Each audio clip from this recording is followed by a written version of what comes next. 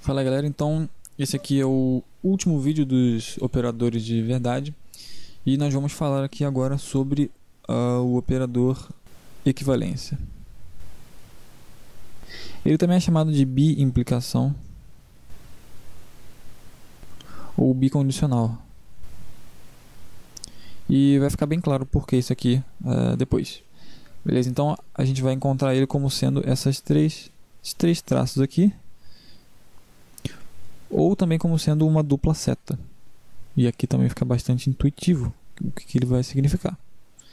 Eu costumo usar essa seta aqui, apesar de eu ter usado essas três barras aqui no último vídeo, eu costumo usar essa seta dupla, né, assim. Beleza? Então, assim como os demais, esse é um operador verofuncional binário, ele precisa de duas fórmulas para funcionar corretamente. Certo? Então vamos fazer aqui a tabela verdade dele. A gente já está craque em fazer a tabela verdade. Então a gente vai ter isso daqui. Beleza, então aqui em P e Q a gente coloca todos os possíveis valores de verdade. E aqui a gente vai ter a nossa bi-implicação, ou bicondicional, ou equivalência. Pelo nome aqui, bicondicional, você já consegue imaginar mais ou menos o que é. O significado disso aqui é muito simples. Isso aqui nos está dizendo que P tem o mesmo valor de verdade que Q. Essa é a explicação mais simples que você pode ter. Então, se você vir isso daqui, você sabe que se P for verdadeiro, Q também é verdadeiro. E se o Q for verdadeiro, P também é verdadeiro. E você sabe que se o P for falso, o Q também vai ser falso. E se o Q for falso, o P também vai ser falso.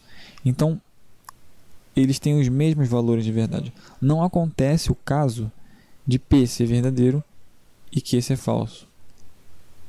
Ou vice-versa. Isso não acontece. Porque senão as fórmulas não seriam equivalentes.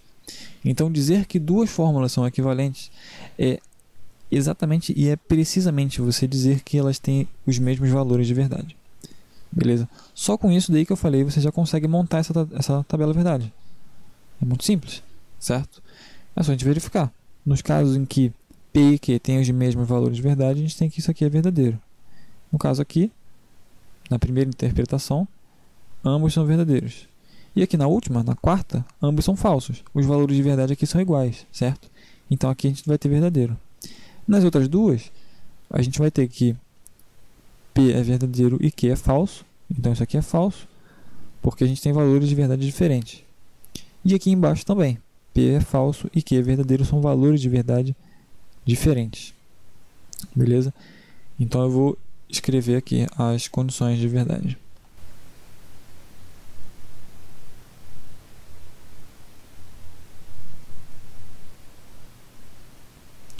Certo? Então P, C e somente C. Aqui a gente lê isso aqui como sendo C e somente C.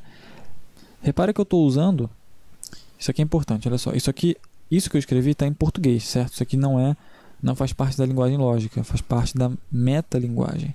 Né? Eu estou usando o português, que é a minha linguagem, né? A língua que eu uso para me comunicar, para falar sobre outra linguagem, que no caso é a linguagem da lógica. Essa linguagem da lógica, a gente chama ela de linguagem objeto, é a linguagem da qual estamos falando, da qual eu estou falando. E o português é a metalinguagem, é a linguagem que eu estou usando para falar sobre a linguagem objeto. Certo? Então aqui na metalinguagem, que foi a que eu usei para escrever isso daqui, eu usei aqui o C e somente C. Só que isso aqui está escrito em português. Certo? Enquanto que isso aqui, a gente lê isso daqui também como sendo C e somente C. Mas aqui já é uma linguagem formal, já é a linguagem da lógica.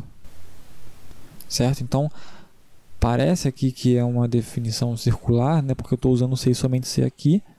E eu estou usando já, né, o C e somente C de novo para dar quais são as condições de verdade para ele. Então, parece que eu teria já que saber quais são as condições de verdade para conseguir saber quais são as condições de verdade. Parece que é circular, mas não é, porque aqui é o C e somente C do português, da linguagem objeto, e aqui é o da metalinguagem. A gente pode ler isso aqui como sendo, a gente pode ler isso aqui de outra forma também. A gente pode dizer isso aqui, ó. A gente pode dizer que é P ser e somente CQ, ou a gente pode dizer P é equivalente a Q, né? Então, se a gente der uma olhada aqui, ó, equivalente, equi é o mesmo, valente, a gente está falando do valor. Que valor? O valor de verdade. Então, estamos dizendo que P tem o mesmo valor de verdade que Q, certo? E por que a gente chama isso de bi-implicação ou bicondicional? Bem, se a gente... Imagina que a gente faz isso daqui. A gente diz que P implica em Q. A gente diz que isso aqui é verdadeiro. Beleza? Só que a gente diz também que Q implica em P. A gente diz que ambos são verdadeiros. Então, a gente tem aqui que o antecedente aqui é P e o consequente é Q. E aqui a gente tem que o antecedente é Q e o consequente é P. Então, uma coisa está implicando a outra, nesse caso aqui. P está implicando Q e Q está implicando P.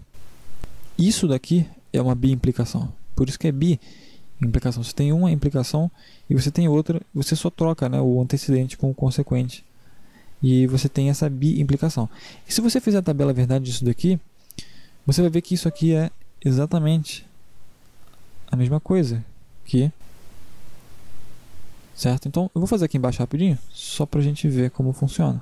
Bom, então a gente tem aqui essa tabela de verdade, bem grandinha para os lados também, mas não tem nada demais aqui, é a mesma coisa que eu fiz no vídeo passado. Certo? Então, o que a gente vai ter aqui? Bom, vamos preencher aqui os valores de verdade possíveis. Então, aqui a gente já viu, pela tabela verdade aqui de cima, a gente sabe que P, C e somente C, Q, vai retornar verdadeiro apenas nos casos em que os valores de verdade são os mesmos, né? Ou seja, se eles forem equivalentes. Então, aqui é verdadeiro, aqui também é verdadeiro e nos outros é falso. Beleza? Então, vamos ver aqui. P implica em quê? Qual que é a tabela verdade? Qual que é, né, o resultado dessa parte aqui da tabela verdade? P implica em quê? Bom, a gente sabe então que isso aqui vai ser verdadeiro, ou melhor, a gente sabe que isso aqui vai ser falso apenas no caso em que P for verdadeiro, isso aqui era para ser um V, verdadeiro, e o Q for falso. Se isso aqui acontecer, a gente sabe que isso aqui vai ser falso. E é apenas nesse caso. Então, a gente só precisa procurar por esse caso aqui. O caso em que P é verdadeiro e Q é falso. É aqui a interpretação número 2. A gente sabe que aqui é falso. E todos os outros são verdadeiros. Legal, agora a gente tem aqui que Q implica em P. Q implica em P. Isso aqui vai ser falso apenas no caso em que o Q, que é o antecedente, for verdadeiro, e o P, que é o consequente, for falso. Nesse caso aqui, a gente tem que isso é falso. E em todos os outros casos, isso vai ser verdadeiro. Então, qual que é o caso? É o caso em que P é verdadeiro, Q é verdadeiro e P é falso. É esse aqui, é o caso 3. Ó. O Q aqui é verdadeiro e o P é falso.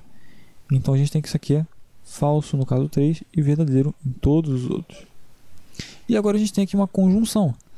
A gente tem uma conjunção de P implica em Q com Q implica em P.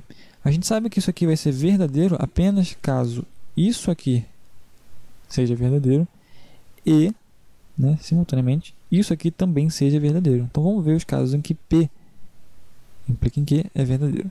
Bom, aqui nesse primeiro caso, a gente tem que isso é verdadeiro. E Q implica em P também é verdadeiro nessa primeira interpretação. Então, a gente tem que isso aqui é verdadeiro. Legal. Na segunda interpretação, a gente tem que P implica em Q é falso. Então, isso aqui é falso. Só que se isso aqui é falso, a conjunção vai ser falsa também. Então, isso aqui é falso. Legal. Aqui no terceiro caso, a gente tem que o P implica em Q é verdadeiro, só que o Q implica em P é falso. Então, a gente vai ter que isso aqui é falso e isso daqui é verdadeiro. Só que a conjunção ela retorna verdadeiro somente se ambos forem verdadeiros. Então, como um deles é falso aqui, isso aqui vai retornar falso. E aqui nesse último a gente tem que ambos são verdadeiros, então retorna verdadeiro também. E como você pode ver, a tabela de verdade é exatamente a mesma. Tem os mesmos valores nas mesmas interpretações. Então essas duas fórmulas aqui de fato são equivalentes. E se você perceber, você vai ver que quando a gente falou sobre disjunção exclusiva, lembra, a gente tinha isso aqui. Isso aqui quer dizer que pelo menos um dos dois é verdadeiro, mas no máximo um dos dois é verdadeiro. Como que era a tabela verdade disso daqui? Bom, a gente vai ter então aqui os valores de verdade possíveis. E a gente viu que nessa disjunção exclusiva aqui, ela vai retornar verdadeiro apenas nos casos em que os valores de verdade forem diferentes. Então, são esses dois aqui. Se forem iguais, retorna falso. Por quê? Porque a gente está dizendo que pelo menos um dos dois é verdadeiro. Então, pelo menos um dos dois é verdadeiro. E no máximo um dos dois. Então, o outro tem que ser falso. E os únicos que cumprem esses critérios são essas duas interpretações aqui, né? 2 e 3. Certo? Então, a gente vai ter isso daqui. E se você comparar com a implicação aqui de cima, repare que é exatamente o oposto de cima. Aqui a gente tem VF, FV. E aqui a gente tem FV, VF. É negação. Então a gente consegue ver por isso daqui que o bicondicional ele é a negação, ele é equivalente à negação da disjunção exclusiva. Eles são equivalentes. E a gente consegue verificar isso por uma tabela verdade. É só a gente negar aqui. Deixa eu apagar isso. E a gente completa essa tabela verdade. Com base na de cima. Então, nesse primeiro caso aqui, a gente tem que é verdadeiro. Só que como a gente está negando aqui, a gente vai colocar como falso. No segundo caso, a gente tem que é falso, a gente nega, vira verdadeiro. No terceiro caso é falso, a gente nega, vira verdadeiro também. E no quarto caso, a gente tem que é verdadeiro, a gente nega e vira falso. E você vê aqui que são equivalentes também. Então, a disjunção exclusiva é equivalente à negação da equivalência ou da bi-implicação. E vice-versa. A bi-implicação é equivalente à negação da disjunção exclusiva. Beleza? Então, esse daí foi o vídeo de equivalência. Ele é bem simples, ele é na verdade a conjunção, né, de duas implicações. Então é tranquilo. Ou você pode tomar ele, né, como sendo a negação da disjunção exclusiva. Eu acho que esse método aqui, né, de ser a conjunção de duas implicações, eu acho ele mais intuitivo. Lembra mais esse nome bicondicional. Mas então é isso daí. Nos próximos vídeos eu vou falar mais sobre... Eu vou recapitular algumas coisas, eu vou falar mais sobre tabelas de verdade e conversão, né, de um operador para outro.